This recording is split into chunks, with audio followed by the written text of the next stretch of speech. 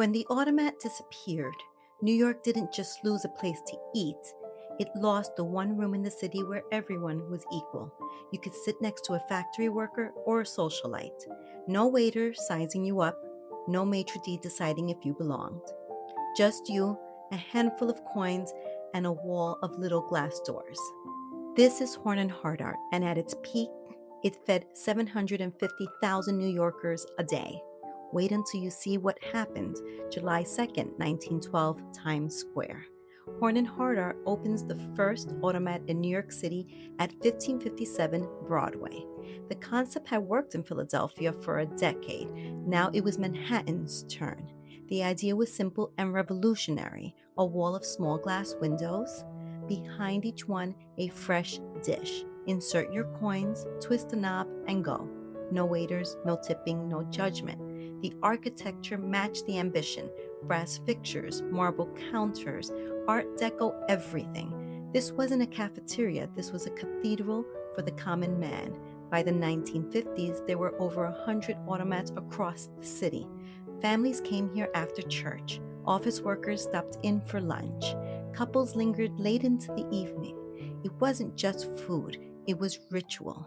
You push through the front door, and the warmth hits you first. Then the smell: coffee, always coffee. They brewed it every 20 minutes because that was the rule. The urns never sat, the coffee never got bitter.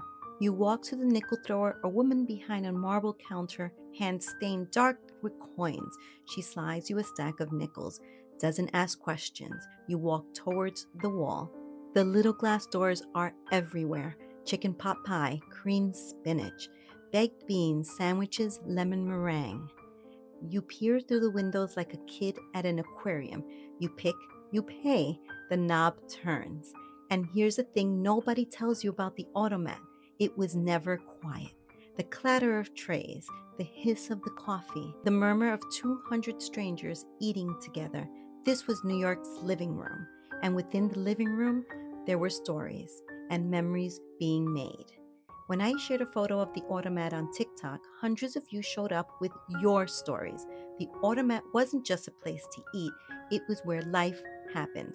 Going with immediate family was a big topic. One of you wrote, "We usually went to the automat with mom, and which particular one depended on where we were that day.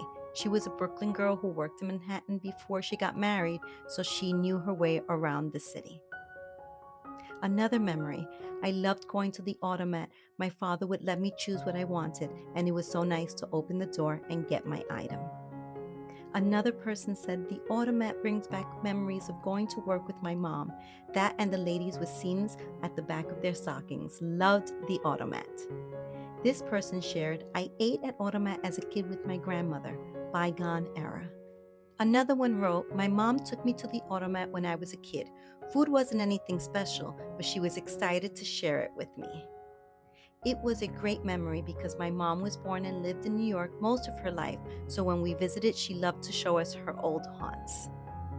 And going with friends also happened on the regular. One commenting, "I had forgotten about going to the automat as a kid when we went into the city with my friends," while another remembered, "The automat was my go-to with friends on the weekend."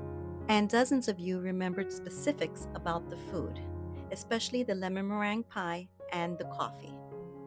This person said, "The automat was open very late and had great coffee. The chicken pot pie and lemon meringue pie were delicious." While another stated, "I ate many times at the automat across from Grand Central. They had luscious lemon meringue pie." Another memory: I used to love to get pie at the automat as a kid. One person commenting, "I love the automat. The coffee smelled so good in there." Another reminisced, "Used to love the coffee at the one across from Columbia.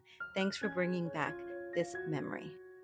And many of you remembered the sounds: the clink of the nickels, the hum of trays sliding, the laughter echoing through the space.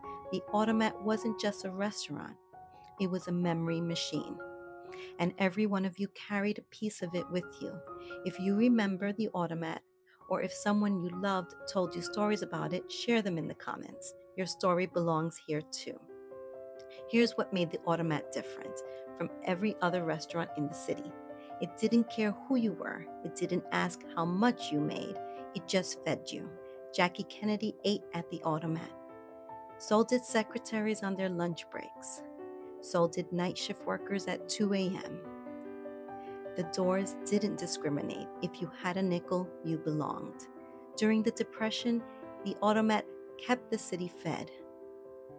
Macaroni and cheese, baked beans, creamed spinach. Simple food served with dignity.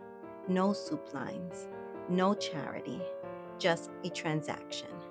Coins for comfort, and it stayed open late. The Automat was one of the few places in Manhattan where you can sit at 3 a.m. in the morning, nurse a cup of coffee, and not be asked to leave. For decades, this was the closest thing New York had to a public square, a place where strangers became neighbors, even if just for a meal. When those glass doors shut for the last time, New York lost more than nickel pie.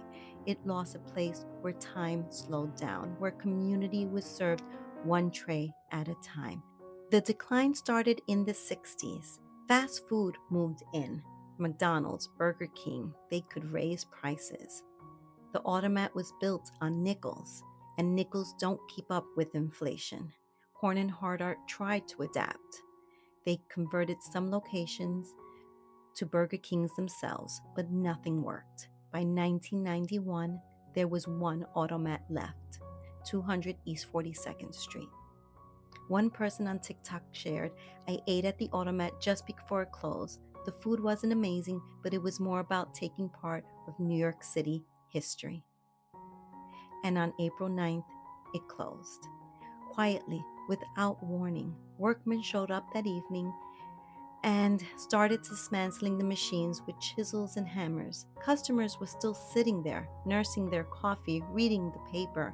They didn't know it was the last time.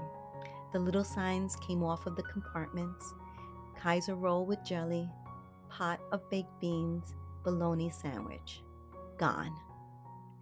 David Isay from Story Corps was there that night. He said one customer, when told what was happening, said, "They can't do that. They've been here for over 50 years." When the Automats disappeared, it wasn't just a business model that ended. It was a way of being together, without rushing, without performing. There are rumors of a Horn and Hardart revival, plans to bring back the Automat concept. Maybe it'll work, maybe it won't. But here's what I know. The people who remember the real thing are still here. The grandchildren who went with their grandparents, the New Yorkers who grabbed coffee at 3 a.m., the ones who remembered the smell, the sound, the feeling of belonging to something bigger than yourself. If you remember the Automat, or if someone you love told you stories about it, I want to hear from you. Drop your memory in the comments. The city forgot, but we remember. Do you like cool New York products? Check out the designs inspired by my videos. Link in the comments. Hit like and subscribe for more New York vanished stories. If you thought what happened to the Automat was crazy, wait until you hear this next story.